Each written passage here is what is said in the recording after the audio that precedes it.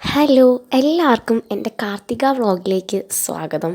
അപ്പം ഇന്ന് കാർത്തികയായിട്ട് ഇതാണ് എൻ്റെ ഒരു ഔട്ട്ഫിറ്റ് എന്ന് പറയുന്നത്. അപ്പം എൻ്റെ വീട്ടിൽ കാർത്തികയായിട്ട് കുറച്ച് ഇടിഞ്ഞിലൊക്കെ കത്തിച്ചിട്ടുണ്ട്. അത് ഞാൻ നിങ്ങൾക്കും കൂടെ കാണിച്ചു തരാം.